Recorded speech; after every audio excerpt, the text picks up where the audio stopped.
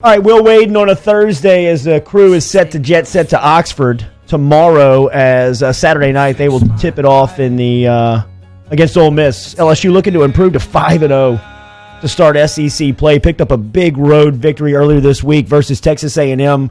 As we said, they'll be in Ole Miss tomorrow night. Right now, going through a workout. Coach Wade, kind enough to jump on with us here this morning. How are you, man? I'm doing well. How are you guys doing? Doing good. You announced last night on your radio show that Charles Manning going to be out a month. I know you were very high on him in the offseason. What does he leave behind? Who steps up in his absence? Well, we're gonna have to do it by committee a little bit with him being down, but it's a great opportunity for some of our other guys to step up. I think Andre Hyatt's been playing really well. He played well in an expanded role the other day, almost 20 minutes. Did some really good things, rebounding, defensive-wise, hit a three. Got to get him to be a little bit more aggressive offensively, drive the ball in there, do some of those things. We're hopeful to have Marlon back, maybe as early as Saturday, and so he's obviously somebody who's been very, very good for us in the past. We believe in Marshall. Marshall, there's a reason we had him in there the whole overtime and at the end of the game. He's somebody that you really trust. You know exactly what he's going to do. And James Bishop's somebody who's a very good player and has had some good games. He helped us beat Rhode Island earlier this year, and he's somebody that can help us as well. So, I look at it as a great opportunity. We've got other very good players, and those guys can step up and help us. And then when we get Charles back, we should be an even stronger team with even more reliable depth and more guys that can help us win in a lot of ways. So, it's going to be a great opportunity for these guys, and we're looking forward to working some of these guys in and showing them being able to show what they can do. We've just seen this LSU football team go through a season with an explosive offense, averaging over 40 a game. You guys, the other night, all five starters in double figures. You hit 14 three-pointers versus Texas A&M. I remember you telling me in the offseason you guys are going to wake up and score 85. What is the expectations of this offseason or of this offense with them clicking like they are right now? Well, we're playing. We played well against A&M. We shot the ball a lot better. Even against Mississippi State, we only scored 60. We shot the ball. We shot good shots. Of the threes we took, we took 21 threes. Only 4 of them were questionable shots. Most of the shots were really good shots, and we got to step up and we got to make them. We got to shoot them with confidence, and we got to knock them in and got to make them. So, I think we're an offense that when we're able to make shots, it opens everything else up for us. And that's not some novel concept, but I think is the better we shoot the ball and the more consistently that we shoot the ball, the better the offense will be, because it opens up what we really want to do, which is drive that thing to the paint, put our heads down, and get to the front of the rim and be able to finish and score there. Well, and the thing is, though, Coach, when you haven't made the shots, it hasn't been all bad. Right now, LSU 12th in the country, getting 34% of the rebounds, the offensive rebounds on missed shots. If you look at just the last 3 games, y'all are at 41%. So that's like almost 1 of every 2 shots you're getting a second chance there. How have you been able to drill that into your team? Like what creates that sort of statistic? Well, the first thing is, we got to get a shot on the backboard. If you can get a shot on the backboard, I talk about that before every game. Just put the thing on the backboard and let us go get it. But we got to put it on the backboard before we turn it over. We had the 19 turnovers against A&M, which really, really hurt us. But we spend a lot of time just working on offensive rebounding habits and programming our guys to go to the glass. As simple as it sounds, all you have to do is go. If you send 3 through 5, and I'm serious. You send 3 through 5 every time, they're just going to fall in their hands sometimes. And there's a little bit of technique involved that we work on, but the main thing is we just go. When we're running dry offense in practice, 5-on-0, 3 through 5 after we run dry offense have to go touch the backboard.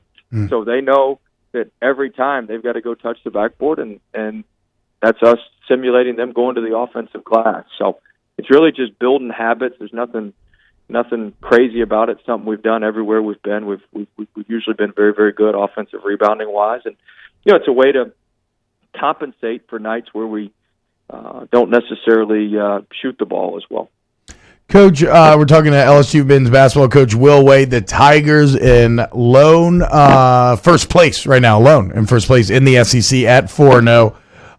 Coach, I hate to correct you, but we never left first place. Yeah, I guess. You thought I'm repeating a headline that I saw after Auburn got whooped up on by Alabama. But yes, 4-0, first place, been in first place still since last season, I guess. Coach, how about this? I don't have the exact numbers in front of me.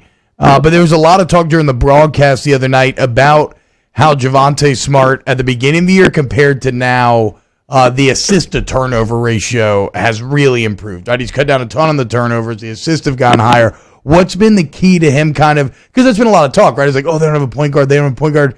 What's been the key to him kind of like developing in that role? Well, it's just that he's been playing. It takes some time. He wasn't a natural point guard at Scotlandville. He's more of a scoring guard, and last year his role on our team was a lot different. And so, as simple as it sounds, it just takes time to play it and learn it and understand the pace, the speed, the reads off the ball screen. It's not something that happens overnight. We all wish it happened overnight. It'd be a lot better and a lot easier if it did occur overnight. But that's something that we've got to. Just have patience with. And he's a really good player. He's a smart player. He's a great kid. He likes to learn. He wants to watch film. He wants to get in there and learn and know what's going on. And so it's just a matter of punching that clock every day, getting better with the ball handling, getting better with the ball screen reads. I mean, he's in here this morning working on his ball screen reads, both off of film and on the court. So it's just a matter of understanding that stuff and being able to get that into the game. And even early in the year when he was turned over, the reason I wasn't overly concerned is he was making a lot of the right reads. The timing and some of those things were off, and that's stuff that we can correct. And that's stuff that's correctable just with playing time. And so, I think he's come into his own and playing well, and we just got to keep him moving forward. Coach Will Wade joining us here, ESPN Baton Rouge, New Orleans, and Alexandria. It's a great stat because I think this comes down. This is not luck. 11 straight road games. Tigers in those 11 straight road games, 5 have been won in overtime. Ooh. What do you credit that to? 6-minute we got good players, and our guys don't panic. Our guys stay under control. We have a great belief that we're going to win. We have a great belief that we work hard, we prepare hard, and that we're going to find a way. It may not always be pretty. It may not always be aesthetically pleasing. It may not be good on your heart, but we're gonna find a way. And we have different guys.